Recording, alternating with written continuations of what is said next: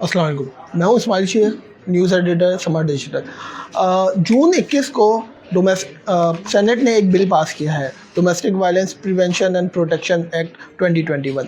इसके बाद से हम देख रहे हैं कि एक ट्रेंड चल रहा है सोशल मीडिया पे। उस पर काफ़ी रिलीजियस सेक्टर्स और काफ़ी उलमा काउंसिल, पाकिस्तान उलमा council and even renowned religious scholar like मौलाना तारिक मसूद ये भी कमेंट कर रहे हैं कि ये भी रिजेक्ट डोमेस्टिक बिल 2021। तो ये domestic bill 2021, domestic violence bill 2021 है क्या और उस पर इतनी कंट्रोवर्सी क्यों है? उसके बाद हमने देखा कि एक ख़बर ये भी चली कि प्राइम मिनिस्टर इमरान खान ने अपेरेंटली ऑर्डर दिया है कि CII जो कि काउंसिल ऑफ इस्लामिक आइडियोलॉजी है वो इस लॉ को वेट करे और रिव्यू करे। ऑल्दो ये लॉ जो है वो नेशनल असेंबली से भी पास हो चुका है, सेनेट से भी पास हो चुका है। अब इसको एक्ट बनने में सिर्फ सदर के सिग्नेचर की ज़रूरत है, उसके बाद ये एक एक्ट बन जाएगा। तो इस बिल में ऐसा है क्या कि इसकी इतनी मुखालफत हो रही है या फिर इसके ख़िलाफ़ इतनी आवाज़ें या फिर इतनी कंसर्न शो किए जा रहे हैं? First of all domestic violence bill जो है इसमें पहली दफ़ा डोमेस्टिक वायलेंस में सिर्फ फ़िज़िकल वायलेंस को इंक्लूड नहीं किया गया। इसमें economic violence, psychological, emotional abuse, verbal abuse, इन सब चीज़ों को भी डोमेस्टिक वायलेंस में इंक्लूड कर दिया गया। फॉर एग्जांपल अगर आप रिपीटेडली किसी फैमिली मेम्बर को या फिर अपनी वाइफ को या फिर अपने हस्बैंड को वर्बली रिपीटेडली आप उसको इंसल्ट करते हैं तो this will also count as a domestic violence. Similarly अगर आप इसको किसी को इमोशनली ब्लैकमेल करते हैं या फिर इमोशनली उनको हर्ट करते हैं तो ये भी डोमेस्टिक वायलेंस के ज़ुमरे में आता है। इसके अलावा आप अगर अपने हस्बैंड को या फिर वाइफ को धमकी के तौर पे बोलते हैं कि मैं तुम्हें तलाक दे दूंगा या फिर मैं तुम्हें डिवोर्स कर दूंगा या फिर मैं दूसरी शादी कर लूँगा, तो ये भी डोमेस्टिक वायलेंस के ज़ुमरे में आता है। इस लॉ के तहत मिनिस्ट्री ऑफ ह्यूमन राइट्स जो है वो एक प्रोटेक्शन कमेटी कायम करेगी जिसका काम ये होगा कि वो प्रोटेक्शन ऑफिसर्स को तैनात करेंगे और प्रोटेक्शन ऑफिसर्स जो हैं वो डोमेस्टिक वायलेंस के जो विक्टिम्स हैं उनकी हेल्प करेंगे उन केसेस को रिपोर्ट करने में, फाइल करने में।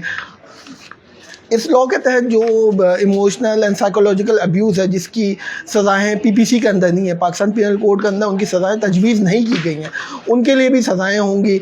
और जिन चीज़ों की सज़ा PPC के अंदर नहीं है उसकी सज़ा 6 महीने से लेकर 3 साल तक हो सकती है। सिमिलरली फ़ाइन्स भी लगेंगे। फ़ाइन्स जो है ₹20,000 से लेके 1 लाख के बीच में आपको फ़ाइन लग सकता है। ये अब सवाबदीद पे है जज की कि वो कितना फ़ाइन लगाता है, सिवियरिटी ऑफ केस पे डिपेंड करता है कि कितना फ़ाइन लगता है या क्या होता है। अच्छा, इस पे जो मुखालफत आ रही है वो ज़्यादातर रिलीजियस सेक्टर्स की तरफ से आ रही है या फिर कंजर्वेटिव सेक्टर्स की तरफ से आ रहे हैं। जो सेनेट में इसकी मुखालफत, जब ये सेनेट में बिल पास हुआ तो इसकी मुखालफत जमात इस्लामी के सेनेटर मुश्ताक अहमद साहब ने की। हमने मुश्ताक अहमद साहब से रुजू किया, उनसे बात की तो मुश्ताक अहमद साहब का कहना था कि उनको गवर्नमेंट की इंटेंशंस पे कोई डाउट नहीं है, सही, लेकिन गवर्नमेंट जिस तरीके से इसको इम्प्लीमेंट करना चाह रही है उसमें मसाइल हैं। उनकी एक पॉइंट ये था कि ये लॉ जो है बहुत ओपन एंडेड है क्योंकि इस लॉ में बहुत सी ऐसी बातें हैं जो कि पहले कभी नहीं की गई। फॉर एग्जांपल स्टॉकिंग जो है इसको भी डोमेस्टिक वायलेंस में इंक्लूड किया गया है। इसी तरह अगर आप अपने वाइफ या हस्बैंड को फोर्स करते हैं कि वो अपने हस्बैंड या वाइफ के अलावा बाकी ससुराल वालों के साथ भी ज़बरदस्ती अपनी मर्ज़ी के ख़िलाफ़ रहे तो ये भी डोमेस्टिक वायलेंस में काउंट किया जाता है। मुश्ताक अहमद साहब का कहना था कि और इसके अलावा एक और जो इसमें इस लॉ के अंदर एक पॉइंट है वो ये है कि अगर कोई रिपीटेड अब्यूज़र है जो फिज़िकल होता है, जो डोमेस्टिक वायलेंस के रिपीटेडली उसने वायलेशंस की हैं या फिर मुर्तकिब हुआ है तो उसको जो है एक ये भी हो सकता है कि अदालत उसको कहे कि वो अपनी वाइफ से एक सर्टेन फासला कायम रखे या फिर अपने हस्बैंड से एक सर्टेन फासला कायम रखे। जैसे कि अक्सर आपने देखा होगा कि US वगैरह में, यूरोप में बोला जाता है कि भाई you have to maintain at least 500 metre distance from your spouse. तो वो वाला लॉ यहाँ भी इम्प्लीमेंट होता है और इसको इम्प्लीमेंट कराने के लिए जो हस्बैंड या वाइफ जो भी अब्यूज़र है उसको एक GPS ट्रैकर पहनाने का भी एक प्रपोज़ किया गया है। तो इस पे मुश्ताक अहमद साहब कहते हैं कि जब आप इस तरह की चीज़ें करते हैं, जब आप बातचीत के ज़रिए चीज़ों को हल करने के बजाय आप चाहते हैं कि एक डायरेक्ट एक प्रोटेक्शन ऑफिसर बीच में आ जाए जो कि ये सब चीज़ों को, केस को रिपोर्ट कर दे डायरेक्ट गवर्नमेंट की तरफ और गवर्नमेंट उसको एक ट्रैकर बना दे, तो उसमें जो है ये आपकी फैमिली इंस्टीट्यूशन जो है वो ख़राब होती है, इसमें वापस जाने का कोई रास्ता नहीं बचता।